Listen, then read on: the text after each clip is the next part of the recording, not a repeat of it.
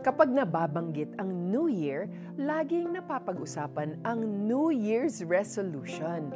Paano mo nga ba magagawa ang mga ipinangako mong gawin sa taong ito? Alamin sa pagpapatuloy ng ating series na Anong Plano Mo sa Bagong Taon? Anong New Year's resolution mo? May New Year's resolutions ka ba?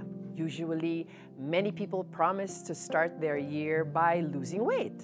Ayun, sa first week ng taon, salad at gulay lang ang kinakain. Pagka second week, every other day na, nagkakanin. Tapos by the third week, habang nasa mang-inasal, napapatawag na sa waiter sabay sabing, "Kuya, extra rice para sa akin." Mahirap naman kasi talagang magbago, whether it's getting rid of vices or changing habits, struggle ito para sa maraming tao. Pati yung hip-hop band na Death Threat, napakanta tungkol sa problema nila. Gusto nilang bumait, pero hindi nila magawa.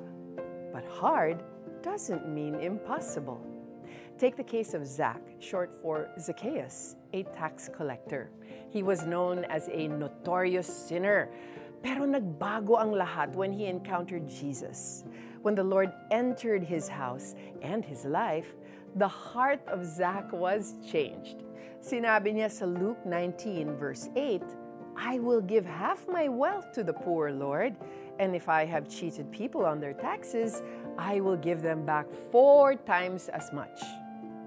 Malamang na hindi New Year nang mangyari ang tagpong ito. But Zach's experience proves that a person doesn't need to switch to a new calendar to go through a dramatic change.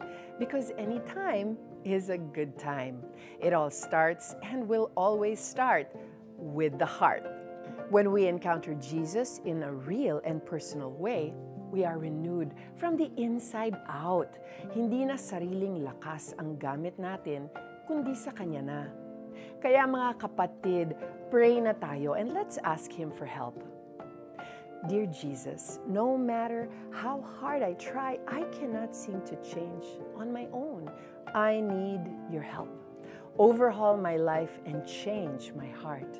Your power and grace are all I need. In Jesus' name, Amen. Before I go, here are some things you should consider.